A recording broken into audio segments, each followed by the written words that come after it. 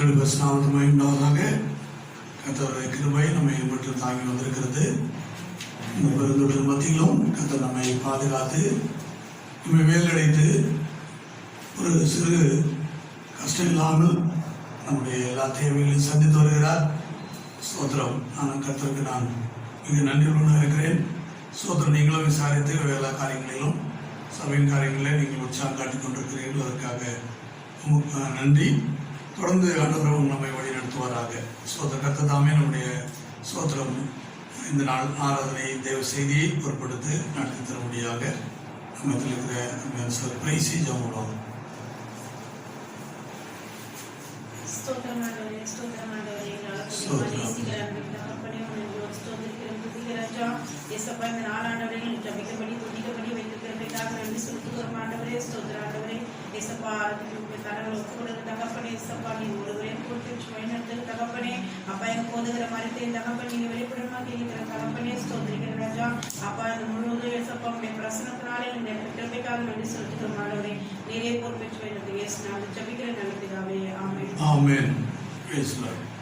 கர்த்தருடைய பரிசுத்த நாமத்துக்கு உண்டாவதாக. யோவான் எழுதின சுவிசேஷம் 10ஆம் அதிகாரம் 30ஆம் வசனத்தை வாசிக்கலாம்.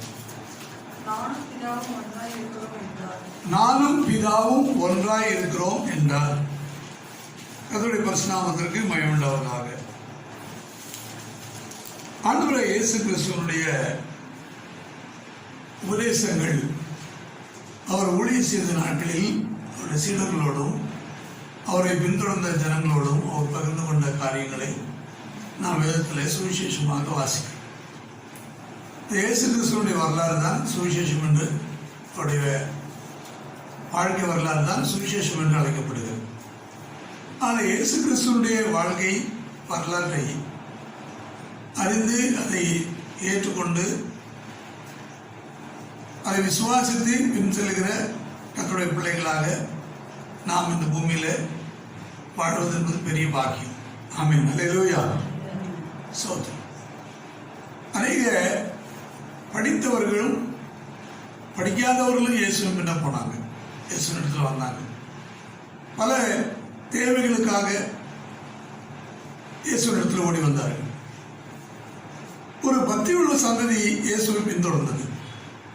அந்த பக்தியில பல சிக்கல்களை வைத்துக் கொண்டிருந்த அவர்களுடைய நினைவலைகள் அல்லது அவர்களுடைய அந்த அறிந்திருக்கிற காரியங்கள், அவருடைய உபதேசங்கள், பழைய உபதேசங்கள், பழைய ஏற்பாடு என்று சொல்லப்படுகிற யூத உபதேசங்கள், இவையெல்லாம் இயேசு கிறிஸ்துடைய போதனையில ஒரு கேள்விக்குறியாகப்பட்டது. அப்போது இயேசு தன்னை வெளிப்படுத்தும் போது அவர் யாராக தன்னை வெளிப்படுத்துகிறார்? இந்த யூதர்கள் அறிந்திருக்கிற பழைய ஏற்பாட்டில் சொல்லப்பட்டிருக்கிற ஒருவராகவா அல்லது வேற எப்படி தன்னை வெளிப்படுத்துகிறார் என்று சொல்லி பார்க்கும் பொழுது அவர்கள் நினைத்தாங்க மேசியாவாக, ஒரு தீர்க்கதரிசியாக, தங்களுக்கு ஒரு ராஜாவாக, தங்களுக்கு ஒரு விடுதலைக்கு ஏதுவான ஒருவராக இயேசுவை அவர்கள் வந்து விரும்பினாங்க. ஆனால் தங்களுக்கு அவர் தேவையில்லை என்று சொல்லி நீங்கள் சொல்லவும் ஆரம்பித்தாங்க. ஆனால் இயேசு தன்னை யார் என்று சொல்லுகிறார் என்று சொல்லும் போது பிதாவை குறித்து அவர்களுக்கு நிறைய காரியங்களை உபதேசித்துக் கொண்டே வர்றார். பிதா என்று சொல்லி கடவுளை பிதான்னு சொல்லி கொடுத்தவர் இயேசு கிறிஸ்து மட்டும்தான். ஆனா இந்த உலகம் பிரிந்து கிடந்தது, பிரிவினைகள் நிறைய இருந்தது. இந்த பிரிவினைகள் நிறைந்த இந்த உலகத்துல பிரிவினையற்ற ஒரு சமுதாயத்தை ஒரே குடையின் கீழ், ஆனால் இந்த உலகம் முழுவதும் ஒரே மக்கள், ஒரே ஜனம், ஒரே இனமாக இணைப்பதற்காக வந்தவர் தான் இயேசு. அல்லேலூயா. ஆனால் பல இனங்கள், பல ஜாதி ஜனங்கள், பல கலாச்சாரங்கள், பல மொழிகள் எல்லாம் இருந்தாலும் இந்த உலகம் ஒரே தகப்பன் வழியாக உருவானதுதான் என்பதை நமக்கு சொல்லி நம்மை நினைவுபடுத்தி நம்மை ஒன்றிணைப்பதற்காக. ஆகையால் நாம் யாருடைய தலைமையில நாம் இணைய முடியும் என்று சொன்னால் தகப்பன் என்கிற ஒரு நிலையில தான் நம்ம எல்லாரும் இணைய முடியும். நம்ம எல்லாரும் ஒரே தகப்பனுடைய பிள்ளைகள். ஆனா ஒரே தகப்பனுடைய பிள்ளைகளாக நாம் இணைவது என்பது சாத்தியம். ஆனா இயேசு ஒரே தகப்பன் யார் என்பதை வெளிப்படுத்தவே அவர் தன்னுடைய ஊழியர் நாட்களிலே காரியங்கள் எல்லாம் அவர் சொல்லி விளக்கி கொண்டது. ஆனால் நாம் அறிந்திருக்கிற பிதா யார், இயேசு சொல்லுகிற பிதா யார் என்கிற ஒரு கேள்வி அங்கு எழுந்தது. ஆனா இயேசுவினுடைய உபதேசங்கள்ல பிதாவும் இயேசுவும் தனித்து இருக்கவில்லை. ஆனா கிறிஸ்தவர்கள் எல்லாருக்குமே நல்லா தெரியும் பிதா குமாரன் பரிசுத்தாவின்னு சொல்லி. ஆனா அப்ப மூவொருவர், அப்ப மூன்று கடவுளா அப்படின்னு கேட்டா இல்லைன்னு சொல்லுவாங்க. அப்ப யார்தான் கடவுள்னு கேட்டா இயேசுன்னு சொல்லி நன்றாக தெளிவாக சொல்வார்கள் என்று நான் நினைக்கிறேன். ஒரு சிலருக்கு டவுட் வந்துடும், இயேசு மட்டும் சொன்னா பிதா இல்லையா? அப்போ பாதையில் வந்து இயேசுவை நீங்க கும்பிடுறீங்க, ஆனா நாங்க ஆதியில இருந்த கடவுளையே கும்பிடுறோம் அப்படின்னு சொன்னா அப்ப அது வந்து தவறாயிடுமா? இல்ல பரிசுத்தாவி தான் வந்து வெந்தவசிக்காரங்க சொல்றாங்க, ஆனா பரிசுத்தாவி மட்டும் நான் சொல்லலாமா? இந்த ஒரு அடிப்படையான சில விஷயங்கள்ல எப்போதுமே ஒரு சின்ன கருத்து வேறுபாடுகள் ஒரு நினைவலைகளிலே வந்து போகிறதையும், அதனால் நடக்கிற விஷயங்களை வைத்து நாம் இதை வேதத்தில் சொல்லப்படுகிற சத்தியத்தோடு கூட இணைத்து அதை தெரிந்து கொள்வது முற்படுவதையும் நம்ம காண முடியும். அதனால் நம்ம இந்த கால வேளையில இயேசு நானும் பிதாவும் ஒன்றாய் இருக்கிறோம் என்று சொல்லும். ஏன் இந்த வார்த்தையை இயேசு சொல்லுகிறார்?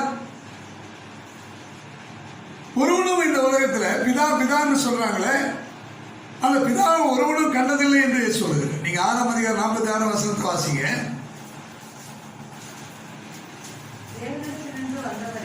தேவனிடத்திலிருந்து வந்தவரே தவிர வேறு ஒருவரும் பிதாவை கண்டதில்லை. இவரே தான் பிதாவை கண்டவர். தேவனிடத்திலிருந்து வந்தவரே தவிர வேற யாருமே பிதாவை பார்த்ததில்லை. அப்போ பழைய ஏற்பாட்டில் மோசே பார்த்தாருன்னா இயேசு சொல்லுகிறார் பார்க்கலன்னு.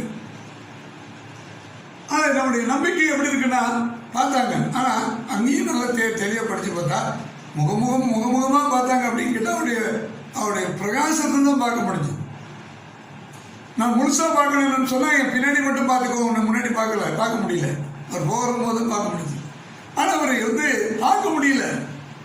அவர் காணக்கூடாதவர், அவர் இருக்கிறவரா இருக்கிறேன். அதனால மோசே கேட்கும் போது பேர் என்ன? இருக்கிறவரா இருக்கிறேன் போய் சொல்லு.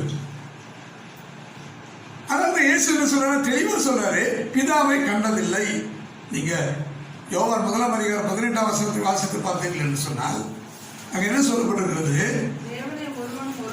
தேவனை ஒருவனும் ஒரு காலம் கண்டதில்லை. பிதாவின் மடியில் இருக்கிற தேவன் என்ற வார்த்தையும் பிதா என்கிற வார்த்தையும் கடவுள்னு சொன்னா பிதா. அப்போ பிதாவை ஒருவனும் ஒருபோதும் தேவனை ஒருவனும் ஒருபோதும் கண்டதில்லை. பிதாவின் மடியில் இருக்கிற ஒரே பேரான குமாரனே அவர் வெளிப்படுத்தினார். இல்லையா? அப்ப இயேசு பிறக்கிறதுக்கு முன்னாடி எங்க இருக்கிறாரு? பிறந்த பிறகு எங்க இருக்கிறாரு? இப்ப எங்க இருக்கிறாரு? சோத்திரம். இப்போ மடின்னா என்ன அர்த்தம் அப்படின்னு கேட்டீங்கன்னா சோத்திரம். ஒரு குழந்தைய நம்ம மடியில் உட்காருச்சு. ஆனா நீங்க அந்த கான்செப்டை நல்லா புரிஞ்சுக்கிட்டீங்கன்னா இந்த மடி என்பது பிதாவுடைய மடி என்று சொல்லி இங்க தெளிவுபடுத்தப்படுகிறது. அதாவது உள்ள இருப்பது சோத்திரம். பிறக்கிறதுக்கு முன்னாடி பிதாவுக்குள்ள இருந்து குமாரன் வர்றாரு. அதனால பிதாவின் மடியில் இருக்கிற அப்படின்னு சொல்றாரு. அப்போ இயேசு வந்து பிதாவோடு கூட இருக்கிறாரா, பிதாவின் மடியில் இருக்கிறாருன்னா அவருக்கு முதல்ல சொல்லும்போது அவர் பிதாவின் மடியில் இருக்கிற குமாரன். அல்லேலூயா, அல்லேலூயா. அப்ப அவர் எப்படி பார்க்க முடியுதுன்னா ரெண்டு பேரையும் இணைத்து நீ பார்க்கணும்னா அவருடைய மடியில இருக்கிறவரா பார்க்கணும். அப்ப அவருக்குள்ளே இருக்கிறார். அப்ப ரெண்டு பேரும் ஒன்றா இருக்கிறாங்கன்னு சொல்லி பார்க்க வேண்டியிருக்கு. அப்போ அதான் விளக்கி சொல்றாரு. ஆனா ஒருத்தனும் பார்த்ததே இல்லை அப்படின்றார். அப்போ நான் என்ன செய்ய வேண்டியிருக்கு? பிதாவை நான் பார்க்கணும்னு சொன்னா நான் இயேசுவை தான் பார்த்தேன். பிதாவை பார்க்கணும்னு கேட்டா யாரும் பிதாவை பார்க்க முடியாது. இது வரைக்கும் பார்த்ததே இல்லை, இனிமையும் பார்க்க போறது கிடையாது. அல்லேலூயா. ஆனா பிதா இருந்தாரா? இருக்கிறார். இருக்கிறாரா? இருக்கிறார். இருப்பாரா? அவர் இருப்பார்.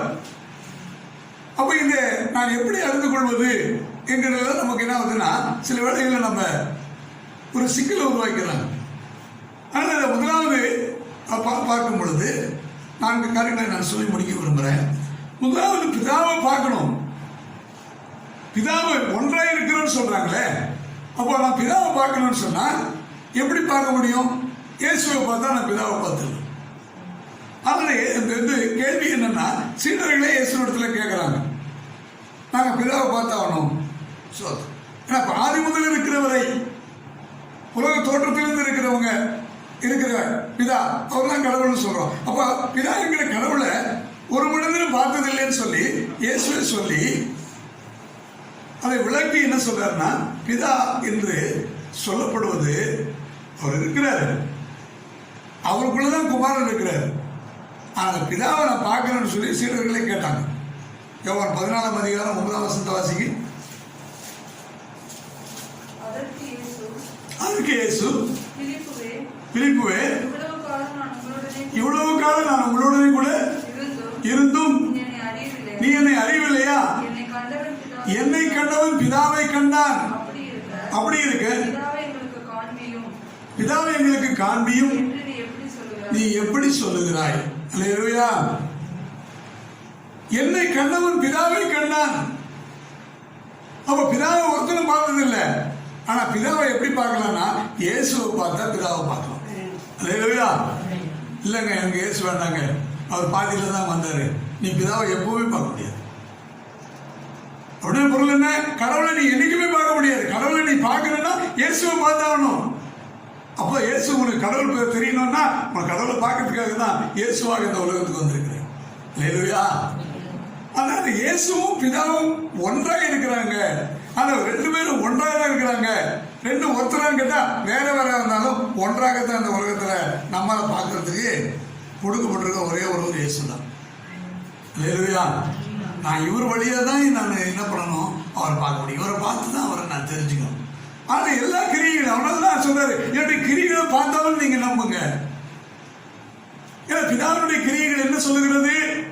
இந்த உலகத்தினுடைய மக்கள் எல்லாம் தன்னுடைய பிள்ளைகள் என்று ஏற்றுக்கொள்ளுது. அதான் பிதா. அப்ப அவர்களுக்கு ஒரு டவுட் வருது.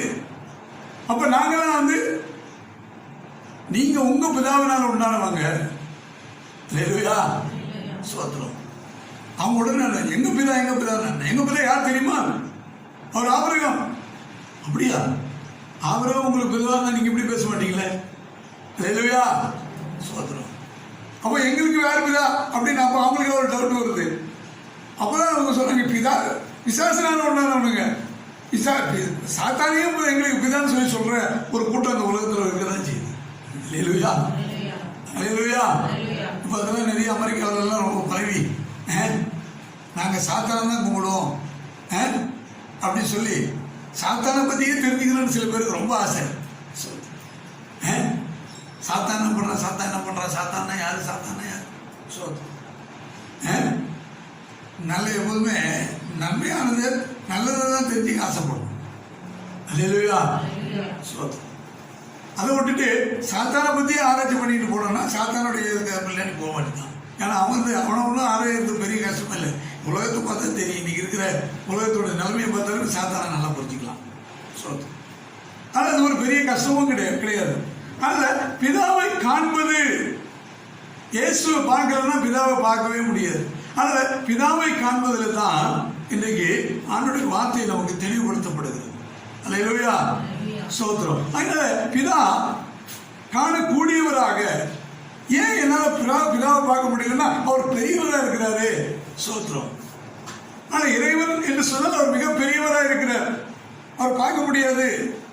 பழைய ஏற்பாடு என்ன சொல்லுகிறது? பார்த்தா அவ்வளவுதான், நீங்க செத்து போவீங்கன்னு சொல்லுங்க. அதனால அவருடைய சத்தத்தை கேட்டாலுமே ஜனங்களால் நிற்க முடியல. மோசே பேசுறத மோசே முகத்தையே பார்க்க முடியாதவங்களா இருந்தாங்க. அப்படி இருக்கும்போது எப்படி நீங்க அவரை பார்த்துருவீங்கன்னு. அல்லேலூயா. அதனால்தான் இயேசு தன்னை சிறியவராக ஆக்கி இந்த உலகத்துல மனிதர்களை போல அவர் மாறி பிதாவை பார்க்கறதுக்கு எல்லாரும் ஆசைப்படுறதுனால அவர் இந்த உலகத்துல பிதாங்கிற அந்த ஸ்தானத்தை இயேசுவே வந்திருக்கு. அல்லேலூயா. அப்போ இயேசுவை பார்க்கும்போது பிதாவை பார்க்க முடியும். அப்போ அவர் பெரியவர் சொல்லப்பட்டிருக்கிறது நம்ம வாசிக்கும் போது நீங்க யோவான் 10:36 வாசிங்க, 10:29 வாசிங்க, 29 வாசனம். அவைகளை எனக்கு தந்த என் பிதா எல்லாரிலும் பெரியவரா இருக்கிறார். பாருங்க, பிதா என்பவர் யாருன்னு கேட்டா அவர் பெரியவரா இருக்கிறார். சரி, கிரேட். இப்போ கடவுள் வந்து பெரியவர். அவரை எதுக்கு நம்ம ஈடு இணையாக ஒப்பிட்டு பார்க்கவே முடியாது. நீங்க இந்த உலகத்தில் இருக்கிற எதனோடு நீங்க ஒப்பிட்டீங்களோ, பூமியை ஒப்பிட்டீங்களோ, சூரியனை ஒப்பிட்டீங்களோ, எல்லாரும் பெரிய கடலையோ காற்றையோ வேற எந்த நம்ம கண்ணால காணக்கூடியது எதோடு நீங்க ஒப்பிட்டு பார்க்கவே முடியாது. நீங்க வந்து காற்றை சொன்னீங்கன்னா அந்த காற்று அவருடைய கட்டளையில தான் செயல்படுது. வானத்துல சொன்னீங்கன்னா அந்த வானத்துல எத்தனை வானங்கள் இருக்கு. சூரியனை சொன்னீங்கன்னா பார்க்கிற கண்ணால பார்க்கிற அந்த சூரியனை அவர் கட்டளையில தான் அதெல்லாம் நடக்குது. அப்போ அவரை எதுக்கு நான் சமமா சொல்ல முடியும்? இதுக்கு எல்லாருக்கும் மேற்பட்டவரும் அப்பாற்பட்டவருமா இருக்கிறார். அல்லேலூயா, அல்லேலூயா. அப்போ அவர் பெரியவராக இருக்கிறார் என்கிற சத்தியத்தை நாம் முதலாவது என்ன செய்யணும்? அறியணும். அப்போ அந்த பெரியவராக இருக்கிற அவர் சோத்ரம். நீங்க யோவான் 3:31 வாசிங்க.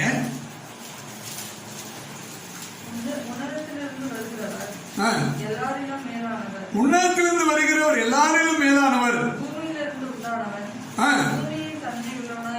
பூமியிலிருந்து உண்டானவர், பூமியின் தன்மையுள்ளவனாக இருந்து பாருங்க, தேவனால் உன்னதத்திலிருந்து வருகிறவர் எல்லாரிலும் மேலானவர்.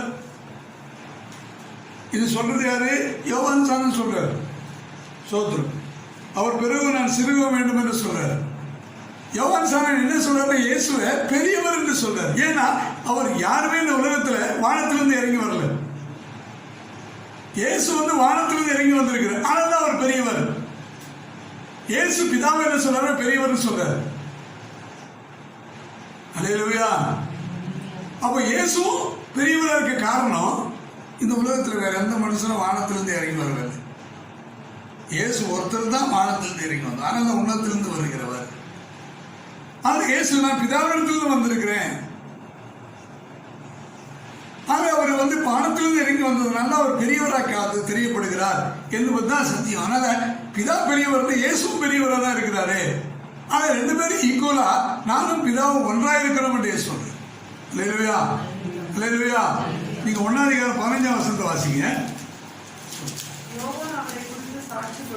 யோவான் அவரை குறித்து சாட்சி கொடுத்து எனக்கு பின் வருகிறவர் எனக்கு முன்னிருந்தவர் ஆகையால் அவர் என்னிலும் மேன்மை உள்ளவர். ஏன் அவர் பெரியவர் சொல்றாருன்னா, எனக்கு பின்னாடி பிறந்திருந்தா அவர் வந்து நான் சின்னவர்னு சொல்லலாம். ஆனா மாம்சத்துல கணக்கு பார்த்தா யோவான் சாணனுடைய ஒரு 6 மாசம் பின்னாடி தான் இயேசு பிறந்தாருன்னு சொல்லிட்டு சரித்திரத்துல பார்க்கிறோம். ஆனா யோவான் சாணன் சொல்றாரு அவர் எனக்கு முன்னிருந்தவர் அப்படின்னு சொல்றாரு. அல்லேலூயா. ஆனா இயேசு ஏன் பெரியவர்னா, யோவான் சொல்றாரு எனக்கு முன்னிருந்தவர்னு சொல்றாரு. இயேசுவும் என்ன சொல்றாருன்னா, நான் ஆபிரகாமுக்கு முன்னாடியே இருக்கிறேன்னு சொல்றாரு. நீங்க யோவான் சுவிசேஷம் 8ஆம் அதிகாரத்துல வாசிக்கும் போது சோத்திரம், ஆபிரகாம் உண்டாவதற்கு முன்னுமே அதற்கு இயேசு ஆபிரகாம் உண்டாவதற்கு முன்னமே நான் இருக்கிறேன் என்று மெய்யாகவே உங்களுக்கு சொல்லுகிறேன் என்று 58ஆம் வசனத்துல தெளிவுபடுத்து. அப்போ உங்களுக்கு உடனே 50 வயசு கூட இவருக்கு ஆகலையே. 50 வயசு கூட ஆகாத ஒருத்தர் வந்து ஆபிரகாம் முன்னாடி இருக்கிறேன்னு சொல்லிட்டு 2000 வருஷத்துக்கு முன்னாடி இருக்கிற ஒருவரை பத்தி இவர் சொன்னாருன்னா அது எப்படி? ஒன்றும் புரியல, தலை சுத்துது. அதனால இன்னைக்கு இயேசுவை நீங்கள் பாதையில வந்தவராக நீங்க பாத்தீங்கன்னா உங்களுக்கு புரியாது. நானும் பிதாவும் ஒன்றா இருக்கிறோன்னு ஏன் இயேசு சொல்றாருன்னா, ஆபிரகாமுக்கு முன்னாடி அவர் இருக்கிறார். அல்லேலூயா, அல்லேலூயா. ஆதாமுக்கு முன்னாடி இருக்கிறாரா? ஆதாமுக்கு முன்னாடி இருக்கிறார். அல்லேலூயா. அப்ப ஆபிரகாமுக்கு முன்னாடி ஆதாமுக்கு முன்னாடி இருக்கிறதுனால பிதாவோடு கூட இருக்கிறார். அதனால அவர் பிதாவின் ஒரே பேரான பிதாவினுடைய மடியில் இருக்கிறவராக, ரெண்டு பேரும் ஒன்றா இருக்கிறாங்க. ஆனா அவர் பெரியவராக இருக்கிறார். அப்போ பெரியவராகிய பிதாவையும் அதே உன்னத்திலிருந்து இந்த பூமிக்கு மனுஷனாக அவர் வந்ததுனால அதே நிலைமையில இருக்கிறவர் எங்க எந்த இடத்துல இருக்கிறாரா? அவர் உன்னத்துல அவர் இருக்கிற நேரத்துல இங்கே அவர் பூமியில இருக்கிறார். அதனால அவர் பெரியவர். அல்லேலூயா, அல்லேலூயா. வானத்தில் இருக்கிறவரும் வானத்திலிருந்து இறங்கினவரும் ஆகிய மனுஷகுமாரன் அப்படின்னு சொல்லித்தானே இயேசு கிறிஸ்து வெளிப்படுத்துறார். அப்போ அவருக்கு பரலோகத்திலையும் இருக்கிறாரு, இந்த பூமியிலையும் உங்களோட கூட இருந்து கொண்டிருக்கிறார். அதனால அவர் பெரியவர் சொல்றார். அப்போ பிதாவும் இயேசு ஒண்ணுன்னு ஏன் சொல்றாருன்னா, ரெண்டு பேருமே ஈக்குவலா நம்ம அறியப்படுவதற்கு சோத்திரம் தன்னை விட அவர் பெரியவர் சொல்லி இயேசு மையப்படுத்துறார். ஆனா இயேசுனுடைய காரியங்கள் எல்லா கிரிகளையும் பார்க்கும் பொழுது பிதாவோடு கூட இணைத்து தான் பார்க்க முடியுது, பிரிச்சு பார்க்க முடியல. அல்ல, ரெண்டு பேருமே பெரியவர்களா இருக்கிறாங்க. ஆமென், அல்லேலூயா, அல்லேலூயா, சோத்திரம். ஏன் பெரியவர்களா இருக்கிறாங்க? பிதா பரிசுத்தரா, இயேசுவும் பரிசுத்தர். நீங்க 10:36 வாசிங்க. பிதாவினால் பரிசுத்தமாக்கப்பட்டும் உலகத்தில் அனுப்பப்பட்டும் இருக்கிற நான் என்னை தேவனுடைய குமாரன் என்று சொன்னதினாலே தேவதூஷன் சொன்ன என்று சொல்லலாமா கேட்கிறார். பிதாவினால பரிசுத்தமாக்கப்பட்டு, அப்ப பிதா பரிசுத்தர்னா இயேசு பரிசுத்தர். அப்ப நீ பரிசுத்தர் என்கிற இதுல ரெண்டு பேரையும் ஒன்றாதான் பார்க்க முடியும். அதனால பெரியவர் பெரியவர் என்று சொல்லும். அதனால பரிசுத்தம் இல்லைன்னா பிதாவை பார்க்க முடியாதுன்னா பரிசுத்தம் இயேசுவை பார்க்க முடியாது. சரீரத்தில் இருக்கும்போது பார்த்தோம், ஆனா இனி பார்க்கணுமா? பரிசுத்தப்படுத்தப்பட்டாதான் பார்க்க முடியும். அதனால அவரே பரிசுத்தப்படுத்தி நம்மை பார்க்கும்படி நம்முடைய கண்களை திறக்கிறார். அல்லேலூயா, அல்லேலூயா, அல்லேலூயா. பரிசுத்தருடைய இயேசுவை பார்க்கணும்னா கண்ணை தொட்டு சுத்தமாக்கிட்டு கண்ணை தெரிவிச்சுட்டு இப்ப பாருன்னு சொல்றாரு. நீ கண்டிருக்கிறாய், உன்னோட பேசுகிற நானே அவர்தான் என்று சொன்ன உடனே சோத்திரம் அவனுக்கு சந்தோஷம் தாங்க முடியும். அல்லேலூயா. அப்பதான் என்னுடைய கடவுளே என்று சொல்லி அவன் ஏற்றுக்கொள்றான். ஆனா இன்னைக்கு நமக்கு அதான் செய்யறாரு. ஆனா நம்முடைய கண்ணை அவர் திறக்கிறார். அவரை பார்க்கணும் நானே, ஆனா என்னை கண்டவன் பிதாவை கண்டான் என்கிற சத்தியத்தை தெளிவுபடுத்துறாரு. இரண்டாவதாக யோவான் 6:57 வாசி. ஜீவனுள்ள பிதா என்னை அனுப்பினது போல நான் பிதாவினால் பிழைத்திருக்கிறது போலவும் என்னை புசிக்கிறவனும் என்னாலே பிழைப்பான். இங்க என்ன சொல்ல வருகிறார் என்று சொன்னால், பிதா ஜீவனுள்ளவர், இயேசுவும் ஜீவனுள்ளவர். ரெண்டு பேரும் ஒன்னா இருக்கிறாங்க. பிதாவும் நானும் ஒன்றாக இருக்கிறோம் சொன்னாரு, நானும் பிதா ஒன்றா இருக்கிற சொன்னாரு. அப்போ பிதாவை நான் பார்க்கணும்னா இயேசுவை பார்த்தாகணும். நான் நித்திய ஜீவன் பெறணும்னா பிதாவிடத்துல நித்திய ஜீவன் இருக்கிறது போலவே இயேசுவிடத்துல நித்திய ஜீவன் இருக்கு. எப்படி பிதா வந்து ஜீவனுடையவராக இருக்கிறாரோ அப்படியே குமாரனும் ஜீவனுடையவராக இருக்கிறார். இல்லையா? ஆனா இயேசு பேசும்போது பிதாவுக்கு ஜீவன் இருக்கிறது போல குமாரனிடத்திலும் ஜீவன் இருக்குன்னு சொல்றார். அந்த ஜீவனை தான் அவர் ஜீவன் தந்து அனுப்பியிருக்கிறார், ஜீவனோடு அனுப்பியிருக்கிறார். ஆனால் இந்த உலகத்துல அவர் ஜீவன் இல்லாம நம்ம இருக்க முடியுமா? ஜீவன்னா உயிர். அப்ப இந்த உயிர் வந்து இந்த பூமியில இருக்கிறதா, இந்த சரீரத்துல உயிர் இருக்கிற வரைக்கும் ஜீவன் இருக்குன்னு சொல்றோம். ஆனா இந்த உயிர் வந்து என்ன செய்யணும்? நித்திய ஜீவன் என்கிற நிலைக்கு உயரணும்.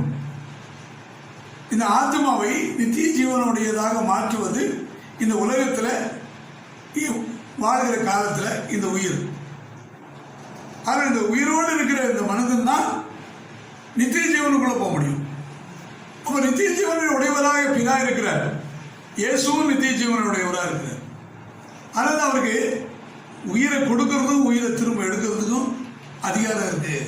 உயிரை கொடுத்து அனுப்புகிறவர் பிதா என்று சொன்னால், உயிரை நமக்கு தந்து நம்மை உயிர்ப்பிக்கிறவரும் இயேசுவா இருக்கிறார். அல்லேலூயா. அல்லேலூயா. அதனால ஜீவன் யாரிடத்துல ஜீவன் இருக்கு? பிதாவிடத்திலும் குமாரிடத்திலும் ரெண்டு பேரும் வந்து ஜீவனுடையவர்களா இருக்கிறாங்க என்பதை நாம் சத்தியத்தை அறியும் போதுதான் நானும் பிதாவும் ஒன்றாயிருக்கிறோம் என்கிற இந்த சத்தியத்தை நம்ம விளங்கிக் கொள்ள முடியும். அல்லேலூயா. எல்லாரும் கன்ஃபியூஸ் ஆகிட்டே இருப்பாங்க. ஸ்தோத்திரம். இந்த பேசிக் டாக்டரின்ல நிறைய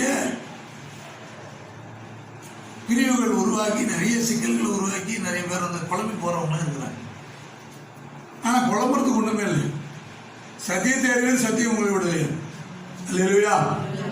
ஆனா சத்தியத்தை சத்தியமா போதித்தா வசனத்தை வசனத்தோடு கூட பரிசுத்தரோட ஒத்தாசையோடு கூட இணைத்து பார்க்கும்போது தெளிவு உண்டாகும். யோவான் 5ஆம் அதிகாரம் 37ஆம் வசனத்தை வாசிங்க. என்னை அனுப்பின பிதா தாமே என்னை குறித்து சாட்சி கொடுக்கிறார்.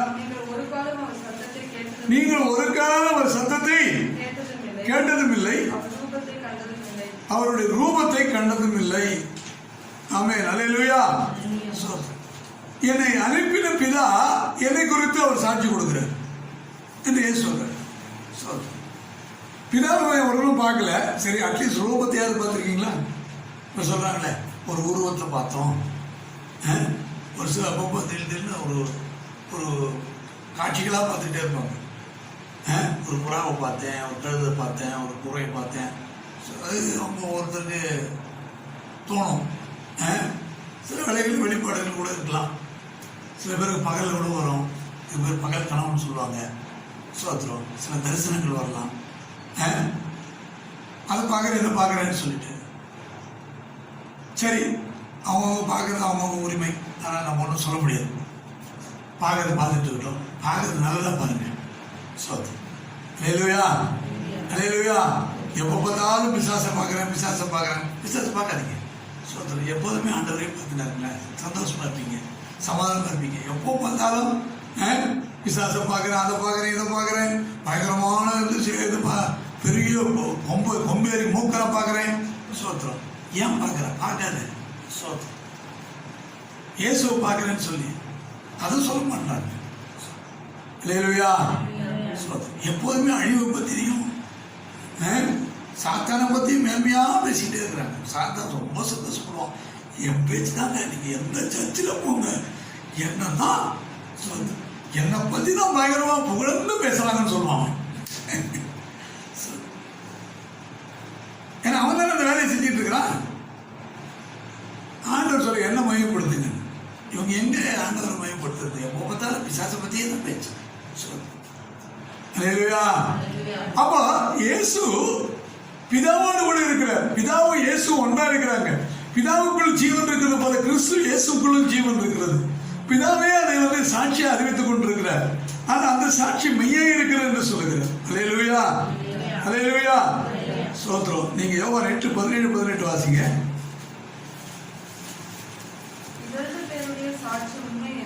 ரெண்டு பேருடைய சாட்சி உண்மை என்று உங்கள் நியாயப்பிரமாணத்தில் எழுதி இருக்கிறது. நானும் என்னை குறித்து சாட்சி கொடுக்கிறேன்னா இருந்தா என்னை அனுப்பின பிதாவும் என்னை குறித்து சாட்சி கொடுக்கிறார். அப்ப ரெண்டு பேருடைய சாட்சியை நீங்க ஏத்துக்க முடியும்னா, ஏன்னா உங்க நியாயப்பிரமாணம் எப்படி சொல்லுது. இப்ப பிதா என்னை குறித்து சொல்றாரு, இப்ப நானும் என்னை குறித்து சொல்றேன். நாங்க ரெண்டு பேரும் ஒன்னா சேர்ந்து சொல்றோம். இந்த சாட்சியாவது ஏத்துங்க, நம்புங்க. இல்லையா? ஆனா அவருடைய சாட்சி மெய்யா இருக்கிறது. அது மட்டும் இல்ல, பிதா எப்படி இப்ப இயேசுவுக்கு சாட்சி கொடுக்கிறாரு? மத்திய 3:17 வசனத்துல அவர் ஞானசானம் பெற்று கரையேறின உடனே இவருடைய நேசகுமாரன் வானத்தில் ஒரு சத்தம் உண்டாகி இவர் என்னுடைய நேசகுமாரன், இவரில் பிரியமாய் இருக்கிறேன் என்று உரைத்தது. அதே நீங்க 17ஆம் அதிகாரம் 5ஆம் வசனத்தை வாசிக்கும் போது அங்க என்ன சொல்லப்பட்டிருக்கிறது? பேசுகையில் இதோ ஒளியுள்ள ஒரு மேகம் அவர் மேல் நிழலிட்டு இவருடைய நேசகுமாரன், இவரில் பிரியமாய் இருக்கிறேன், இவருக்கு செவி கொடுங்கள்.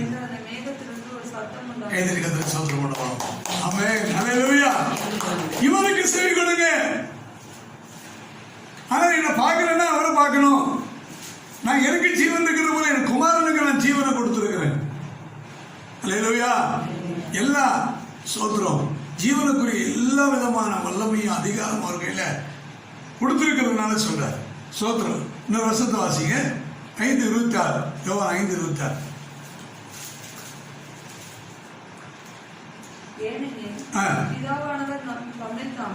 பிதாவானவர் தம்மை தாமே ஜீவனுடையவராய் இருக்கிறது போல குமாரனும் தம்மில் தாமே ஜீவனுடையவராய் இருக்கும்படி அருள் செய்திருக்கார். அல்லேலூயா. பிதா எப்படி ஜீவனுடையவரா இருக்கிறாரோ குமாரன் அப்படியே ஜீவனுடையவரா இருக்கு. ஆனால் அவருக்குள்ள இருக்கிற ஜீவன் இயேசு கிறிஸ்துக்குள்ளே இருக்குது. அவர் எப்படி ஜீவனை கொடுக்கிறாரோ அது போல இயேசுவும் ஜீவனை கொடுக்கிறார்.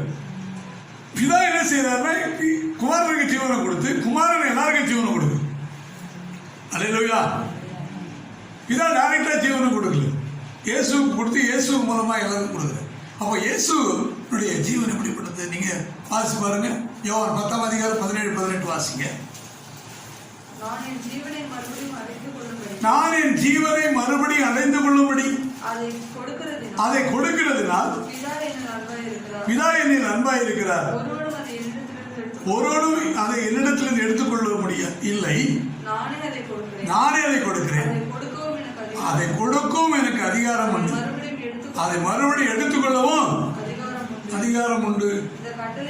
இந்த கட்டளையை பிதாவிடத்தில் நான் பெற்றிருக்கிறேன். ஆனா இயேசுவுக்கு என்ன அதிகாரம் தெரியும்? ஜீவனை கொடுக்கவும் ஜீவனை திரும்ப எடுத்துக்கொள்வோம். ஆனால் அவர் என்ன பண்ண, தன்னுயிர் தானாக பெறுதல், தன்னை இழந்துட்டார், திரும்ப இழந்து அவர் உயிர்த்தார். அதனால ஏன்னா நீங்க என்ன பண்ணுங்க, சிலுவையில நீங்க அறைவாங்க, ஆனா நான் மறுபடியும் உயிர்த்தெழுவேன்னு சொன்னாரு. எப்படி அவர் உயிர்த்தெழ முடியும்? மறுபடியும் தன்னுடைய ஜீவன் அவர் கையில தான் இருக்கு. உங்கள் சரீரத்தை மாத்திரம் கொல்ல வல்லவர்களுக்கு நீங்க பயப்படாதீங்க.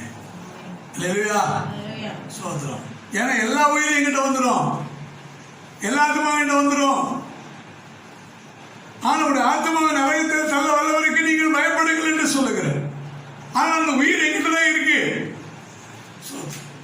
அதனால அவர் என்ன செஞ்சாரு, நீங்க அவரை சிலுவையில் அடிச்சு சாவடிச்சுட்டாங்க, அவரை புதைச்சாச்சு, கல்லறையில் போட்டு மூடியாச்சு. சோத்திரம். அதோட முடிஞ்சது சகாப்தம். சோத்திரம் அப்படின்னு நினைக்கிறாங்க. ரோமா அரசாங்கம் தான் நினைச்சது. ஆக போர்டும் வச்சுட்டாங்க. இல்லையா? சோத்திரம். ஆனால் அவர் அங்கே இல்லை, கல்லறை திறந்து கிடக்குது, ஒன்றும் புரிய மாட்டேங்குது. சோத்திரம். அட்லீஸ்ட் பாடி இருந்தால் கூட பரவாயில்ல, கல்லறை திறந்துக்கிட்டா ஒரு பாடியாவது உள்ள இருக்குனால பாடி இருக்குன்னு உயிர் இல்லாத ஒரு உடல் அங்கே இருந்தால் இதை நம்பலாம். அங்கே உடலே காணும். அப்போ உடலை திருடிட்டு போயிட்டாங்களோ? ஆனால் இன்னைக்கு வரைக்கும் அப்படியே வச்சுக்கிட்டு இருக்கிறாங்க. போப்பாடர்கிட்ட தான் இருக்கு. என்ன பண்ணலாம்? உடல் காணவில்லை. நாங்க தான் அடிச்சோம், சாவடிச்சோம், அடக்கம் பண்ணோம், எல்லாம் நாங்கள் தான் பண்ணோம். எங்களுடைய மிலிட்ரி எங்களுடைய அதிகாரத்தில் நடந்துச்சு. ஆனால் டெட் பாடியை காணும். எப்படிங்க காணாம போச்சு? பாதுகாப்பெல்லாம் போட்டிருந்தோம். எல்லாத்துக்கும் தான் பாதுகாப்பு போட்டிருந்தாரு. சோத்திரம். எல்லாம் பக்காவா சீல் வச்சிருந்தோம்.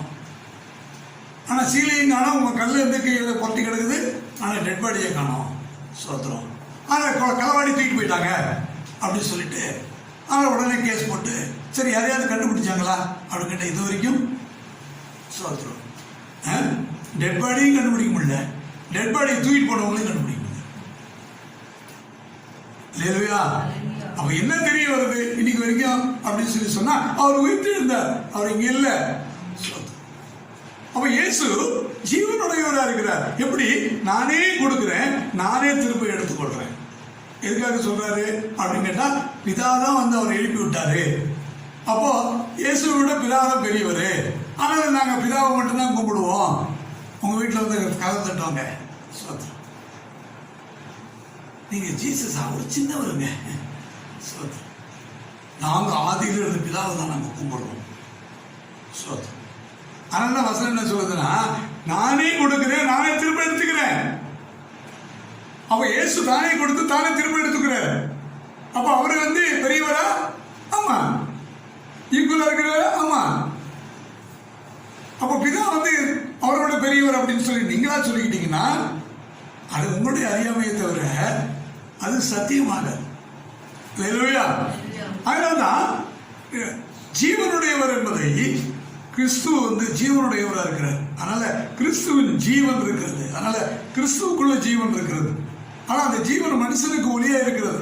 அப்ப யோவான் என்ன சொல்றாரு? 1ஆம் அதிகாரத்திலேயே சொல்லும்போது அவருக்குள் ஜீவன் இருந்தது, அந்த ஜீவன் மனுஷனுக்கு ஒளியா இருந்தது. அந்த ஒளியானது இந்த இருளிலே பிரகாசிக்கிறது, அது மனிதனை மேற்கொள்ள முடியாது என்று சொல்றார். அல்லேலூயா, அல்லேலூயா. ஆதியிலிருந்து இன்னைக்கு வரைக்கும் இயேசு கிறிஸ்து ஜீவனுடையவராக இருக்கிறார். அவருக்குள்ள ஜீவன் இருக்கிறது. அல்லேலூயா. அவர் பிதாவுக்குள்ள ஜீவன் இருக்கிற போல கிறிஸ்துக்குள்ள ஜீவன் இருக்கிறனால கிறிஸ்துவும் பிதாவும் ஒன்றா இருக்கிறாங்க. ஆனால் இயேசு சொன்னார், நானும் பிதாவும் ஒன்றா இருக்கிறோம் சொன்னார். மூன்றாவதாக யோவான் 6ஆம் அதிகாரம் 38ஆம் வசனத்தை வாசி. என் சித்தத்தின்படி அல்ல, என்னை அனுப்பினவருடைய சித்தத்தின்படி செய்யவே வானத்திலிருந்து இறங்கி வந்தேன். என் சித்தம் அல்ல, என்னை அனுப்பினவருடைய சித்தம். அப்படின்னா விருப்பம்னு அர்த்தம் வச்சுங்க. ஒரு விருப்பம், பிதாவுக்கு ஒரு விருப்பம், குமாரனுக்கு ஒரு விருப்பம் இல்லை. பிதாவுக்கும் குமாரனுக்கும் ஒரே விருப்பம். அப்ப அதை நீங்க பார்க்கும்போது 2 பேரும் ஒன்றா இருக்கிறாங்க. இப்ப செயல்கள்ல வித்தியாசம் இருந்தாலும் அவருடைய செய்கைகளில் வித்தியாசம் இல்லை. அதாவது ஆக்ஷன் டிஃப்ரெண்ட் கிடையாது. ஒருத்தர் அவர் என்ன சொல்றாரோ அதை தான் இவர் செய்வார். ஒரே காரியம் தான் நிறைவேறும்.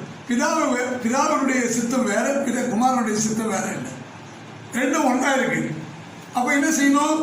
2 பேரும் ஒரே சித்தமுடையவராக இருக்கிறாங்க. அப்படின்போது 2 ஒன்றா இருக்கிறாங்கன்றதை நம்ம தெரிந்து கொள்ளறதுக்காக தான் இந்த வசனங்கள் இப்படி எழுதப்பட்டிருக்குது என்று சொல்லி நாம் அறியணும். அல்லேலூயா. அப்ப பிதாவின் சித்தத்தை செய்யவே வந்தேன். அப்ப வேற ஒன்று செய்யறதுக்கு வேற வேலை கிடையாது. அவர் என்ன சொல்றாரோ அதை தான் நான் செய்ய முடியும். 5:19 வாசிங்க.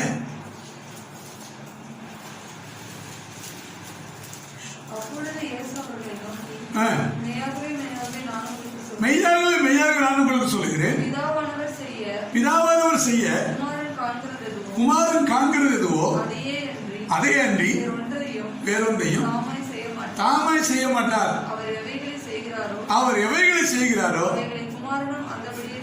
அவைகளை குமாரன் அந்தபடியே செய்கிறார். இல்லையா? இதெல்லாம் ஒரு பெரிய ரகசியம்னா பிதா என்ன பண்றாருன்றது எப்போதும் கூட பார்க்கிறவர் அவர் தான். ஆனா அவர் என்ன அங்க சொல்றாரோ செய்யறாரோ அதை தான் இவர் இங்க செய்யறாரு. உங்களுடைய சித்தம் பரலோகத்தில் செய்யப்படுவது போல பூலோகத்திலும் செய்யப்படுவதாக என்று சொல்லி கற்றுக் கொடுக்கிறார். அப்ப பிதா பரலோகத்தில் செய்யப்படுகிற சித்தம்னாலே பரலோகத்திலிருந்து வந்தவரை தான் தெரியும். கேத்திரிக்கத்தில் சொல்லுவோம். ஆமென். ஹல்லேலூயா, ஹல்லேலூயா. ஆனா ஒருத்தரும் முன்னாடி போனதில்லை. ஒருத்தரும் பரலோகத்துக்கு ஏறினவனே கிடையாது. இறங்கினவரே அன்றி ஏறினவர் ஒருவனும் இல்லை. ஆனா பிதாவிலிருந்து வந்த இயேசுவுக்கு தான் பிதாவுடைய சித்தம் என்னன்னு தெரியும். அல்லேலூயா. ஆனா அவர் காண்கிறது எதுவோ, அவர் சொன்னது எதுவோ, அவர் கட்டளையிட்டது எதுவோ அதை மட்டும்தான் இயேசு செய்கிறது. அதனால பிதாவும் இயேசுவும் ஒன்றாக இருக்கிறார்கள் என்பதுல ஒருபோதும் எந்த சந்தேகம் இருக்கிறதுக்கு இடமே இல்லை. நீங்க 5:27 வாசிங்க.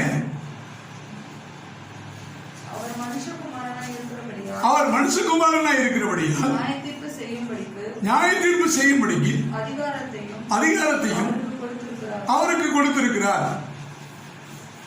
இயேசு கிறிஸ்துவுக்கு என்ன அதிகாரத்தை கொடுத்திருக்கிறார்னா, அவருடைய சித்தத்தை 2 பேரும் ஒன்னா செய்யறதுக்காக அதிகாரத்தை கொடுக்கலன்னா சித்தத்தை செய்ய விட மாட்டாங்க. ஆனா என்ன பண்றாருன்னா, நியாய தீர்ப்புக்கு அதுக்கெல்லாம் எங்கிட்ட யாரும் வர வேண்டாம், நேரம் என் குமாரன் போங்க. ஆனா இந்த உலகத்திற்கு எந்த மனிதரையும் நியாயம் இருக்கிற அதிகாரம் இயேசுவுக்கு மட்டும்தானே தவிர பிதா டைரக்டா பண்றது இல்லை. எல்லா அதிகாரத்தையும் அவர் கொடுத்தார். என்ன சொல்லப்பட்டிருக்குன்னா, நீங்க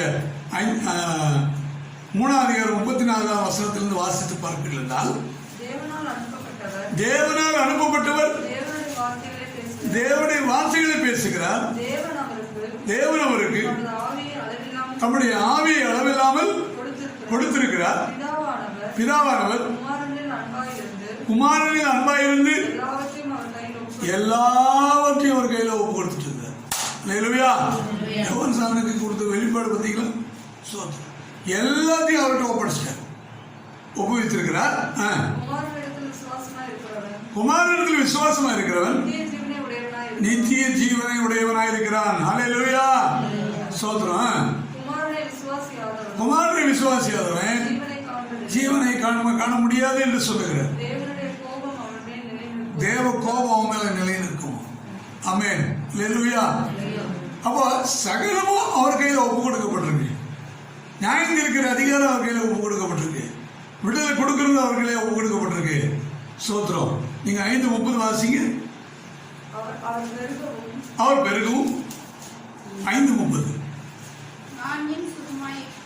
நான் என் சுயமாய் ஒன்றும் செய்யறதில்லை, நான் கேட்கிறபடியே நியாயம் இருக்கிறேன். இப்ப நியாயம் இருக்க அதிகாரம் வகையில தான் இருக்கு. ஆனா என்ன சொல்ற, நான் கேட்கிறபடி நியாயம் இருக்கிறேன். யார்கிட்ட கேட்டுக்கிறாரு? ஆனா அவருக்கு பிதாவோடு கூட என்ன இருக்குன்னா எப்போதும் தொடர்புலயே இருக்கிறார். அவர் சமூகத்திலே இருக்கிறார். ஆனா அவர் பிதாவின் மடியில் இருக்க ஒரே பேரானவர், பிதாவோடு கூட இருக்கிறவர், பரலோகத்திலிருந்து இறங்கினவர், பரலோகத்தில் இருக்கிறவர். ஆனா இறங்கினவரும் இருக்கிறவரும் என்று சொல்றார். ஆனா இங்க இருந்தாலும் அவர் அங்கே இருக்கிறார். அல்லேலூயா, அல்லேலூயா. ஆனா இன்னைக்கு இயேசு கிறிஸ்து பரலோகத்தில் இருக்கிறவருடைய குமாரனுடைய மாதிரியா இந்த உலகத்துல அவரே இறங்கி வந்தார். ஆனால் பூமியில் அவர் இருந்தாலும் பரலோகத்தில் இருந்து கொண்டிருக்கிறார்கள். ஆனால் இங்க அவருடைய அதிகாரம் முழுவதும் பார்த்தீங்கன்னா பிதாவின் சித்தம் இந்த பூமியில நிறைவேறதுக்கு இயேசு கிறிஸ்துவால் தான் சித்தத்தை செய்ய முடிகிறது. ஆனா சித்தத்தை பிதாவும் குமாரனும் ஒன்றா செய்யறாங்க. அல்லேலூயா, அல்லேலூயா. நீங்க 17ஆம் அதிகாரம் 10ஆம் வசனம் வாசிங்க.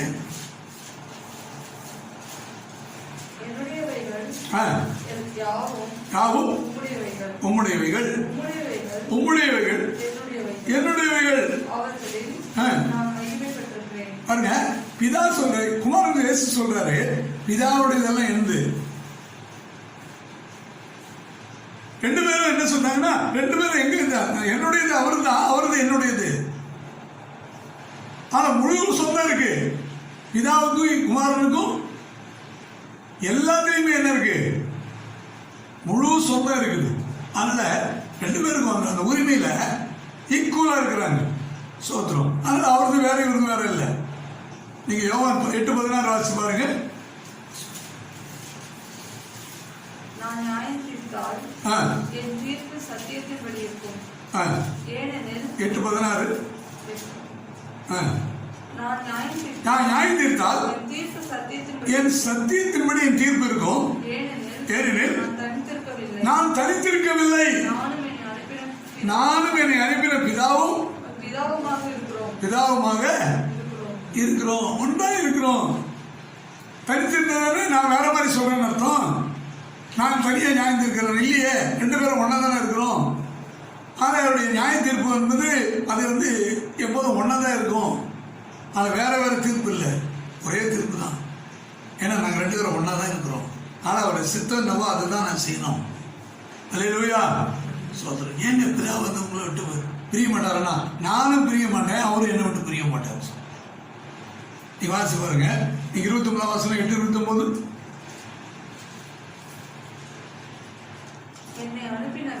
என்னை அனுப்பினவர் என்னோட கூட இருக்கிறார். பிதாவுக்கு பிரியமானவைகளை நான் எப்போதும் செய்கிறபடியா அவர் என்னை தனியே இருக்க விடவே இல்லை சொன்னார். அல்லேலூயா, அல்லேலூயா. இப்போ பிதாவின் சித்தத்தை இந்த பூமியில நிறைவேற்றுவதற்கு இயேசு முழு அதிகாரத்தை பெற்று அவரோடு கூட இசைந்து செயல்பட்டு எல்லாத்தையும் ஒன்னாக இருக்கிறார். சோதம். இன்னைக்கு நமக்கு ஆண்டவர் சொல்றாருன்னா, சோதம், பிதாவும் நானும் ஒன்றா இருக்கிறது போல நீங்களும் ஒன்றாயிருங்கன்னு சொல்றாரு. ஆனா நாம் அவருக்குள்ள இருக்கணும்னு சொல்றாரு, அவரை போல இருக்கணும்னு சொல்றாரு. அவருக்குள்ள இருக்கிறதும் அவரோடு கூட இருக்கிறதும் அவருக்குள்ள இருக்கிறதும் சாத்தியமானு கேட்டா சாத்தியம் இல்லைன்னு அவர் சொல்ல மாட்டார். அல்லேலூயா. நீங்க யோவான் சோத்திரம் 14ஆம் அதிகாரம்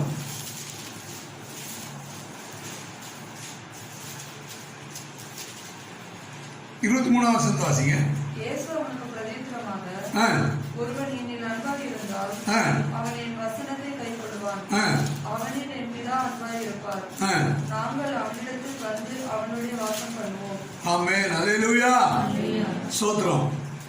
அதனால என்னில் அன்பாய் இருந்தால் என் வசனத்தை கைக்கொள்ளுவான், அவனின் பிதா அன்பாய் இருப்பார். இயேசு கிறிஸ்துவனுடைய வார்த்தையை யாரை வந்து ஏற்றுக்கொள்ளணும்? அவன் பிதாவை ஏற்றுக்கொள்றான், இயேசுவை ஏற்றுக்கொள்றான். நீங்க இன்னொரு வசனத்தை வாசிங்க. யோவான் 17ஆம் அதிகாரம் 22ஆம் வசனம். நாம் ஒன்றாய் இருக்கிறது போல அவர்களும் ஒன்றாய் இருக்கும்படி நீர் எனக்கு தந்த மகிமையை நான் அவர்களுக்கு கொடுத்தேன். 21. அவர்கள்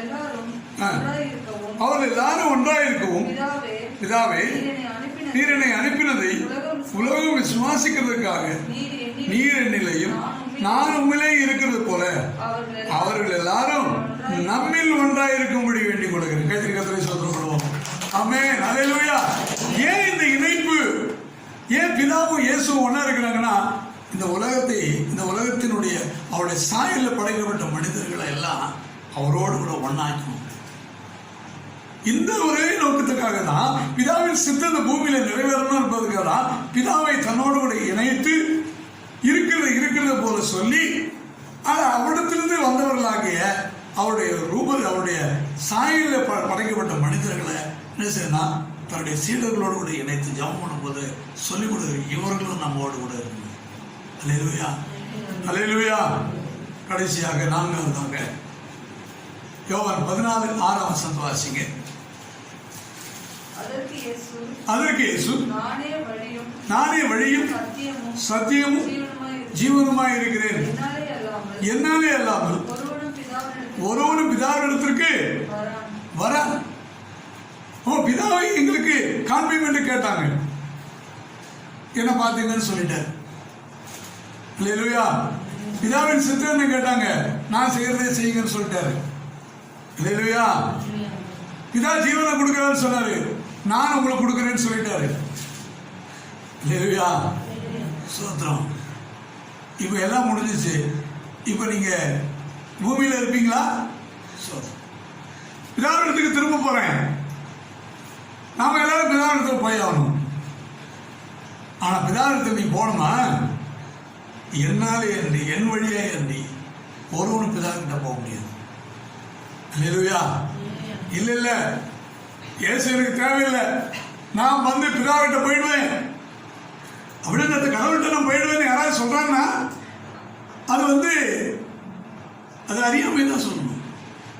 அறியாதனால சொல்லிக்கலாம். ஆனா அங்க போய் பார்க்கறதுதான் தெரியும். இவரை பத்தி சொல்லிட்டு இருந்தாங்களே, அவர் பக்கத்துல தான் இருக்கிறாரு. அல்லேலூயா. அல்லேலூயா. அப்ப இயேசு பிதாவினுடைய சித்தத்தை செய்யறது மட்டும் இல்ல, பிதாவை வெளிப்படுத்துவது மட்டும் இல்ல, பிதாவை காட்டி அவரிடத்தில் அழைத்து செல்லக்கூடியவர் இருக்குது. அல்லேலூயா. பிதாவிடத்தில் போறதுக்கு வழி அவர் தான். அதனால வசனம் என்ன சொல்லியிருக்கிறது? நானே வழியும் சத்தியமும் ஜீவனுமா இருக்கிறேன், என்னாலே அல்லாமல் ஒருத்தனும் பிதா கிட்ட போகவே முடியாது. அப்ப பிதாவிடத்துல நான் போகணுமா, அவரிடத்துல நான் போய் கிட்ட நெருங்கி சேரணுமா, அவருடைய ஸ்தோத்திரம் அவர் பார்க்கணுமா, எது செய்யணும்னாலும் இயேசு மூலியமா தான் செய்ய முடியும். இயேசுவால இல்லாமல் ஒருவனை என்ன பண்ண முடியாது, பரலோகத்துக்கு போக முடியாது, பிதாவிடத்துல நெருங்க முடியாது. ஆனா இயேசுவிடத்துல நெருங்கினாதான் பிதாவிடத்துல போக முடியும். இயேசுவிடத்துல நெருங்க முடியல. நமக்கெல்லாம் என்ன சொல்லி கொடுத்துருக்காங்களா? ஸ்தோத்திரம். நீங்க இயேசுநாட்டை நெருங்கணும்னா நீங்க யார்கிட்ட நெருங்கணும்? மாதாகிட்ட நெருங்கணும். இதான் நம்ம சொல்லிட்டு இருக்கிறாங்க. நீங்க ஜெபம் பண்ணீங்கன்னா அது எப்படி நேரம் நீங்க அம்மா கிட்ட கேளுங்க. அம்மா என்ன பண்ணுவாங்க? பையன்கிட்ட சொல்லுவாங்க. யாரும் தேவையில்லைன்னு தேவாலயத்து திரைச்சிலை நேரம் கீழ்ச்சிட்டாரு. நேரம் வாங்க எல்லாரும். பிரதான ஆசிரியராக இயேசு அங்கு நமக்காக எப்போது பறந்து பேசிக்கொண்டே இருக்கிறார். அல்லேலூயா. அல்லேலூயா. இங்க நடுவில் எந்த நடு தரகரும் தேவையில்லை. ஒரே ஒருத்தர் நடுவில் நமக்கு நிற்கிறவர் இயேசு மட்டும்தான். ஆமென். அல்லேலூயா. இயேசுநாதர்கிட்ட போறதுக்கே இவ்வளோ சுத்தி சுத்தி சுத்தி அடிச்சிட்டு இருந்தா எப்போதான் அவர்கிட்ட போய் சேர்றது. அவர் சொன்னாரு, இப்படி நடுவில் ஒண்ணு வேணும்னா எல்லாரையும் அவர் வந்து என்ன பண்ணாரு, சோத்திரம், 2 கரத்தையும் விரிச்சு வருத்தப்பட்டு பாரம் சுமக்கவில்லை, நீங்கள் எல்லாரும் இடத்துக்கு வாருங்கள். சோத்திரம். அவர் கூப்பிட்டாரு. சோத்திரம். நாங்க வரமாட்டோம், நாங்க அப்படி போய் ரெக்கமெண்டேஷன்ல தான் வருவோம் அப்படின்னு சொல்லி நீங்களே சொல்லிட்டு நீங்களே ரெக்கமெண்டேஷன் நின்றுட்டு இருந்தீங்கன்னா நின்றுங்களே இருங்க, வந்து சேர மாட்டீங்க. இல்லையா? சோத்திரம். என்ன சொல்ற, நான் தான் நேரடியாக வர சொல்லியிருக்கிறேன், நீங்க எதுக்கு அங்கெல்லாம் சுத்திட்டு இருந்தீங்க? சோத்திரம். சில இடங்கள் நமக்கு இந்த மாதிரி அனுபவங்கள் கிடைக்கும். சில இடங்கள் ஆஃபீஸில் போகும்போது டேரக்டா வர வேண்டியதானாங்க, உங்களுக்கு எல்லாமே இருக்குது, நீங்க எதுக்கு அங்கே போய் இங்கே போய் சுற்றிட்டு வரீங்க? சோத்திரம். அடப்பா, 10 நிமிஷத்தில் முடிக்கிற வேலைக்கு 10 வருஷமா நான் வந்து வெயிட் பண்ணிட்டேனே. அறியாமை. பைபிள் படிக்கிறது இல்லை, ஜெபம் பண்றது இல்லை, சரியான முறையில் ஜெபம் பண்றது இல்லை, ஏன்னா மக்களுக்கு கற்றுக் கொடுக்கல, அவங்களுக்கு அந்த அனுபவம் இல்லை. சோத்திரம். எல்லாருக்கும் எல்லாம் தெரிஞ்சு போறதில்லை, நிறைய படிச்சு வருவாங்க. படிக்கிறது வந்து பைபிள் படிச்சதானே. சோத்திரம். படிக்கிறதே நிறைய புனிதர்களை அவங்களே படிச்சு ஹிஸ்டரி எல்லாம் படிச்சு எல்லாம் வரதுக்குள்ள கடைசியில் பைபிள் மறந்து போகுது. சோத்திரம். எப்போ படிச்ச மாதிரி ஞாபகம் இருக்குது. சோத்திரம். அதை எடுத்து ரொம்ப நாள் ஆச்சு. சோத்திரம். அதை எடுத்துட்டு வாமா பார்க்கலாம். சோத்திரம். அது தூசி தட்டிக்கிட்டு சோத்திரம் இப்போ திறக்கணும். சோத்திரம். இப்போ ஒவ்வொன்றும் படிச்சு பார்த்தா நான் படிச்சதுக்கு இதுக்கு ரொம்ப வித்தியாசமா இருக்குதுங்க. சோத்திரம். அதனால என்ன பண்றது, தொடர்ந்து பைபிள் படிக்கலாமா? சோத்திரம். இதை படிச்சா நமக்கு அலர்ஜியா இருக்கு, எல்லாம் நம்மளே குத்துற மாதிரி இருக்கு, வேண்டாம் மூடி வச்சிரு. நமக்கு ஏற்ற மாதிரி ஏதாவது ஒரு கலப்புக்கு படிச்சு போயிடலாம். சோத்திரம். அதனால ஒரு கலப்புக்கு படிச்சு அப்படி ஒரு பிரசங்கத்தை பண்ணி அப்படி பண்ணி சோத்திரம் நாட்டு நடப்பாது இது பண்ணி போயிட்டோம். இப்படிதான் நடந்துட்டு இருக்கு. சோத்திரம். ஆனால் இன்னைக்கு இயேசுவை காண விரும்புகிறோம். வந்து கேட்டாங்க, கிரேக்கர்கள் கேட்டாங்க, நாங்க இயேசுவை காணோம்பா. சோத்திரம். ஆனா இன்னைக்கு இந்த உலகம் இயேசுவுக்கான ஆசையா இருக்கு, ஆனா இயேசுவை காட்டுறதுக்கு ஆள் இல்லை. இயேசுவும் பிதாவும் ஒன்றா இருக்கிறாங்க. அவருடைய சித்தத்தை இயேசு மகனாக இந்த உலகத்துல நிறைவேற்ற வந்திருக்காரு. ஆனா அவர் தான் வந்து பிதாவுக்கு இடத்துல போறதுக்கு வழி காட்டுறாரு. பிதாவிட்டு நான் போயிட்டா போதும். சோத்திரம். நீ பிதாவிட்ட போனோம்பா, என் பின்னாடி வா, என்னை பின்சல், சிலுவை சுமந்து வா. ஆனா என்னுடைய சிலுவை ரொம்ப ஈஸியா இருக்கும். இந்த உலகம் உனக்கு வைக்கிற சிலுவை போல இல்லை, நான் வைக்கிற சிலுவை ரொம்ப ஈஸியா இருக்கும். ஆனா இது சுமந்துக்கிறது உனக்கு கஷ்டமே இருக்காது. ஏன்னா உன்னை சிலுவை சுமக்க நான் சுமக்க போறதில்லை, நான் கூட தான் இருப்பேன். ஆமென். ஹல்லேலூயா, ஹல்லேலூயா. யோவான் 16:27-28 வாசிங்க.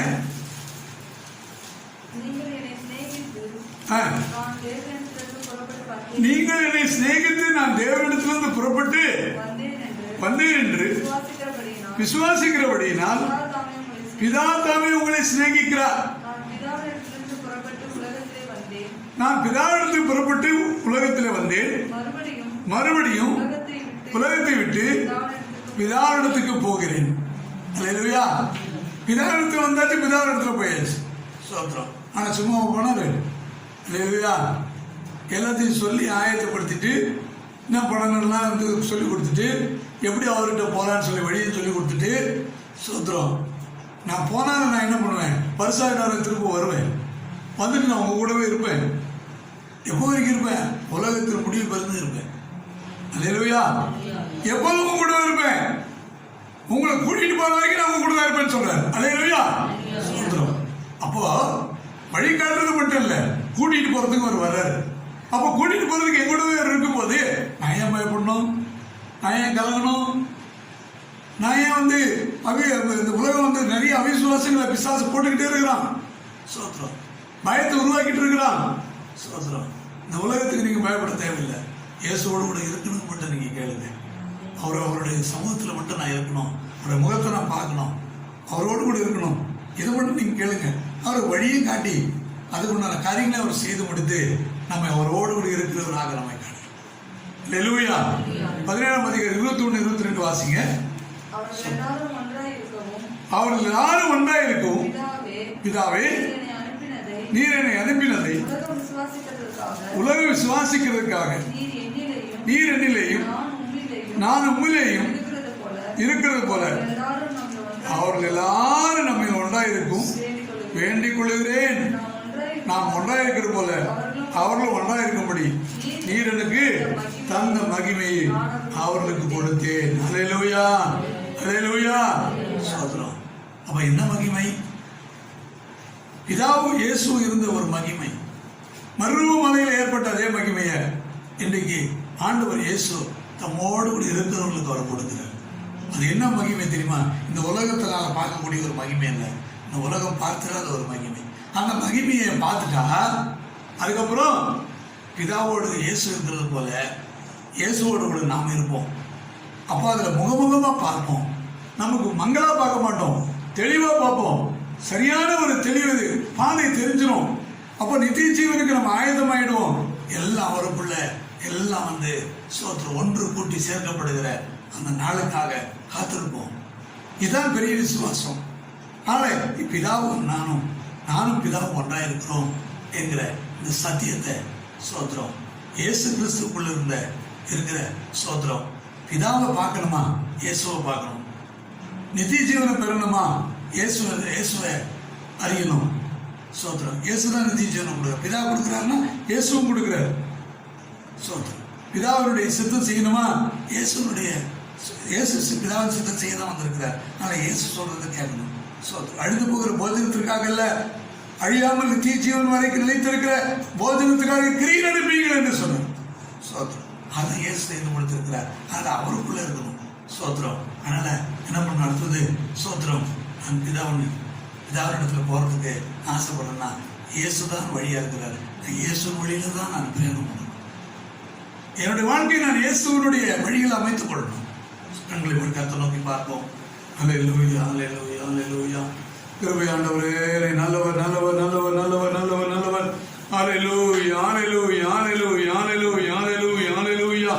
எப்போதும் இருக்கின்ற இனிமேலும் வருகின்ற எங்கள் ராஜாவே, எப்போதும் இருக்கின்ற இனிமேலும் வருகின்ற எங்கள் ராஜாவே, உம் நாமம் வாழ்க, உம் அரசு வருக, உம் சித்தம் நிறைவேறுக.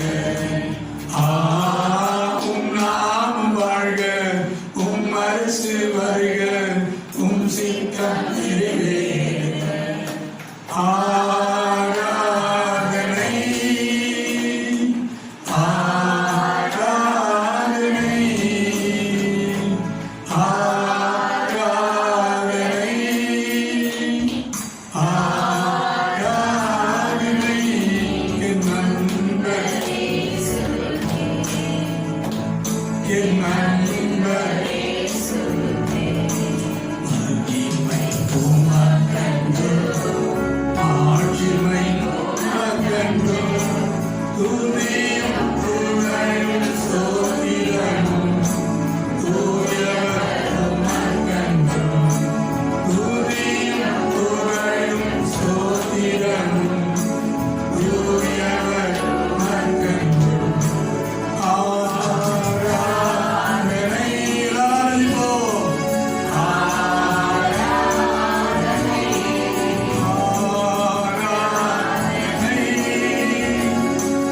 ஆராதனை, ஆராதனை. என் நண்பர், என் நண்பர். அன்பிற்கும் நற்பரிசுத்தாவே, ஆசைப்பட்டது நல்ல காலை விளைக்காம துணிக்கும் கதாவே தாய், நாளிலே உம்மோடு கூட நாங்கள் நெருங்கி சேர்வதற்கு பிதாவும் குமாரனும் ஒன்றாய் இருக்கிறார்கள் என்கிற சத்தியத்தை ஆண்டவரே நாங்கள் அறிந்து, தகப்பனே நாங்கள் குழப்பம் இல்லாம வீணான கதாவை சோதரம் ஆண்டவரை குழப்படி ஏற்படுத்துகிறான தவறான தாறுமாறான உபதேசங்கள்ல சிக்கிக்கொள்ளாம சரியான உபதேசத்துல நாட்டகத்தை நீர் கற்பித்திருக்கிற பாதையில, நீர் நடந்த வழியில, ஆனால் நீர் எங்களை அழைத்து செல்கிற ஆண்டகத்தால் நித்திய ஜீவனுக்கு நேராக ஆண்டவரே சோத்திரமா ஆண்டகத்தை நம்முடைய மகிமையை நாங்கள் பெற்றவர்களாக வாழ்ந்து ஆண்டகத்தால் நித்திய மகிமைக்கு பங்களூர்லாவதற்கு எங்களை கிருபை நிச்சயிக்கும்.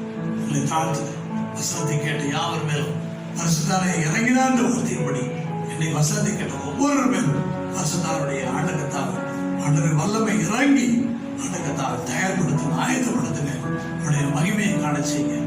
இயேசுவின் நாமத்தில் ஜெபிக்கிற நல்ல பிதாவே, ஆமென். ஆத்மாவே கர்த்தரை ஸ்துதி, முழுமே பரிசுத்த நாமத்தை ஸ்துதி. என் ஆத்மாவே கர்த்தரை ஸ்துதி, கர்த்தர் செய்த சகல உபகாரங்களையும் மறவாதே. ஆமென். கர்த்தரை சிந்தனை பிதாவுடைய அன்புடன் இன்றைக்கு மறவாமல் பின்பற்ற சதாகாலங்கள் நீடித்து நிலைத்திருப்பதாக. ஆமென். ஹல்லேலூயா, ஹல்லேலூயா, ஹல்லேலூயா.